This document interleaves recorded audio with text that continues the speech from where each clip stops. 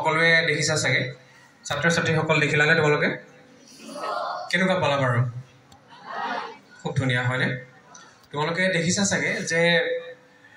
এজন বৈজ্ঞানিকে কিমানখিনি কষ্ট কৰাৰ পিছত তাৰ পিছত তেওঁ সাফল্য হ'বলৈ কাৰণে সুবিধাকণ পালে হয়নে গতিকে বিজ্ঞান বস্তুটো কেনেকুৱা গম পাইছানে বিজ্ঞান বস্তুটো আমাৰ দৈনন্দিন জীৱনত আমি প্ৰত্যেকজন ব্যক্তিয়ে হেতু ব্যৱহাৰ কৰি আহিছো তাৰমানে প্ৰত্যেক আমাৰ দৈনন্দিন জীৱনত আমি বিজ্ঞান পাওঁৱে গতিকে প্ৰথমতে আগৰখিনি মূল কথাখিনি আমাৰ বাইদেউগৰাকীয়ে কৈছেই তথাপিও উদ্দেশ্য হিচাপে ক'বলৈ গ'লে ৰাষ্ট্ৰীয় বিজ্ঞান দিৱস আচলতে পালন কৰা কেইবাটা চাৰিটামান গুৰুত্বপূৰ্ণ আচলতে উদ্দেশ্য আছে প্ৰথমটো হ'ল বিজ্ঞানৰ যিখিনি উপলব্ধি বিজ্ঞানৰ দ্বাৰা আমাৰ বিজ্ঞানৰ উপলব্ধি যিখিনি আমাক দিছে সমাজখনক সেইখিনিৰ বাবে অৱগত কৰা ছাত্ৰ ছাত্ৰীসকল লগতে আমাৰ সমাজত থকা সকলো আমাৰ যিখিনি ব্যক্তি আছে সকলোৰ মাজত বিজ্ঞানৰ যিখিনি অৱদান সেইখিনি আমি প্ৰথমতে আমাক পঢ়াবৰ কাৰণে আচলতে ৰাষ্ট্ৰীয় বিজ্ঞান দিৱসটো আমাক পালন কৰিবলৈ দিয়া হয়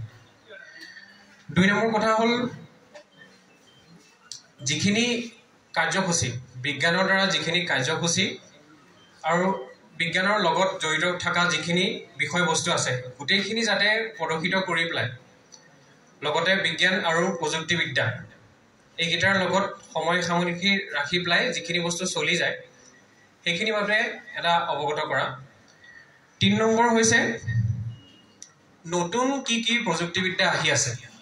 সেইখিনি যাতে আমি জানিবলৈ কাৰণে আমি ইচ্ছুক হওঁ আৰু ৪ নম্বৰটো কথা হ'ল আকৌ একেটা কথাকে কৈছে যে আমি প্ৰোৎসাহন দিব লাগে ছাত্ৰ ছাত্ৰী লগতে সমাজক যে সবে আহক বিজ্ঞানক আদৰি লওক ঠিক আছে প্ৰথমটো কথা কি ক'লো মই বিজ্ঞানক কি কৰিব লাগিব আমি ৰাষ্ট্ৰীয় বিজ্ঞান দিৱস কিহৰ কাৰণে পালন কৰা হয় প্ৰথমটো ক'ব পাৰিবানে বাৰু সৰুকে কোৱাচোন কোনোবা এজনে কোৱা বুজি পাইছানে বাৰু কি কৈছিলো শুনিছানে মই কিন্তু কথা পাতিম দেই তোমালোকৰ মাজৰ পৰা মই কিন্তু প্ৰশ্ন কৰিম গতিকে অলপ মনোযোগ দিবা ঠিক আছে কি কৈছিলো মই কিহৰ কাৰণে ৰাষ্ট্ৰীয় বিজ্ঞান দিৱস আমাক পালন কৰিবলৈ দিয়া হয় কিহৰ কাৰণে যাতে বিজ্ঞান যে আমাৰ দৈনন্দিন জীৱনত যে আমাক অৱদান দিছে সেইখিনি যাতে আমি তাৰ বাবে আমি কি হওঁ সজাগ হওঁ আৰু ভৱিষ্যতত আমি কি কৰিব পাৰোঁ নতুন প্ৰযুক্তিবিদ্যা আমি কি আনিব পাৰোঁ সেইবাবে যাতে বিজ্ঞানক আমি আকোৱালি লওঁ ঠিক আছে বুজি পাইছানে বাৰু পাইছানে শব্দটো অকণমান ডাঙৰকৈ কোৱা বুজি পাইছানে এনেকৈ দিবা ঠিক আছে নহ'লে শুই থকা নিচিনা লাগিব নহয় জানো তোমালোকৰ বিজ্ঞান দিৱসৰ থিমটো দেখিছানে এইটো কি লিখা আছে এইটো পঢ়াচোন empowering Indian youth for global leadership in science and innovation for বিকশিত ভাৰত হয়নে তাৰমানে কি কৈছে তোমালোক ইয়থ হয়নে নহয় তোমালোক ইয়থ হয়নে নহয় হয়তো তোমালোকৰ গাত যিমানখিনি উৰ্জা আছে বেলেগ এজন বয়োজ্যেষ্ঠ মানুহৰ গাত আছে জানো বা তোমালোকৰ যিখিনি চিন্তাধাৰা আছে সেইখিনি ডাঙৰ মানুহৰ তাত থাকিব জানো তোমালোকৰ শক্তি আছে গম পাইছানে গতিকে ৰাষ্ট্ৰীয় বিজ্ঞান দিৱসত কি কৈছে ইণ্ডিয়ান ইউথক গ্ল'বেল লিডাৰশ্বিপ ল'বলৈ কাৰণে তাৰমানে পিছত গৈ পেলাই তোমালোকে যাতে সমাজখনত এটা লিডাৰ ল'ব পৰা কিহত বিজ্ঞানত ছায়েন্স আৰু এটা কথা লিখা আছে দেখিছানে global leadership in science and innovation মানে কি গম পাইছানে ইন'ভেশ্যন মানে হৈছে উদ্ভাৱন এটা হৈছে আৱিষ্কাৰটো গম পোৱা চাগে আৱিষ্কাৰ মানে জানানে তাৰমানে প্ৰথমতে কোৱাচোন কোৱা ধুনীয়া হৈছে কোৱা নথকা বস্তু এটা সাজি ওলোৱা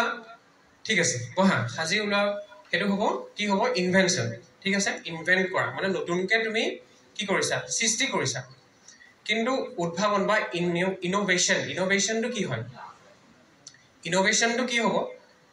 এটা বস্তু অলৰেডি আছেই আমাৰ সমাজত সেই বস্তুটো অলৰেডি আছেই কিন্তু আমি তাৰ লগতে নতুন কিবা এটা আমি কি কৰিছোঁ তাতে যোগ কৰি দিছোঁ কিহৰ কাৰণে যাতে সেইটোৱে আমাৰ ভেলু প্ৰডাক্ট হিচাপে ঠিক আছে ভেলু প্ৰডাক্ট হিচাপে বা মাৰ্কেটত যাতে সেইটো আমি ব্যৱহাৰ কৰিব পাৰোঁ বা দৈনন্দিন জীৱনত যাতে আমি ব্যৱহাৰ কৰিব পাৰোঁ সেইটো কি হ'ব তেতিয়া ইনোভেশ্যন ঠিক আছে ফৰ বিকশিত ভাৰত তাৰমানে কি দেশৰ উন্নয়নৰ কাৰণে বিকশিত তাৰমানে 2047 চন তোমালোকে গম পাইছানে 2047 চনত ভাৰত চৰকাৰে এটা মানে কি কৰিছে টাৰ্গেট লৈছে যে আমাৰ দেশখন এখন ডেভেলপ নেশ্যন হ'ব বিকশিত দেশ হ'ব বৰ্তমান আমাৰ দেশখন বিকশিত দেশ নেকি বাৰু হয়নে বিকশিত হৈ আছে ডেভেলপিং হয় নহয় কিন্তু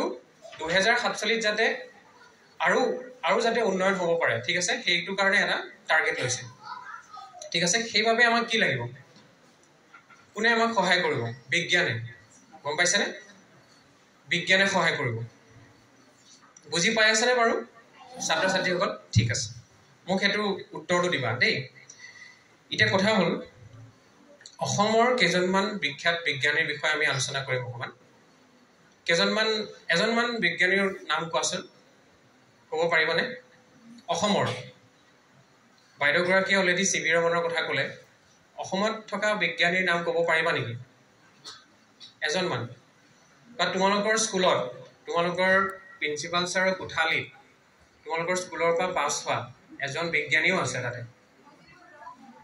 মুজিবুৰ ৰহমান ঠিক আছে আৰু কোৱাচোন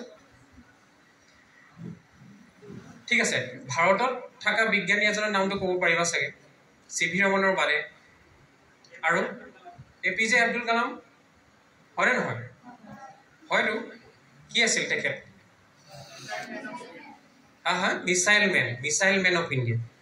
গতিকে তেখেত কিহৰ আছিলে বিজ্ঞানৰ ছাত্ৰ হয়নে নহয় তোমালোকৰ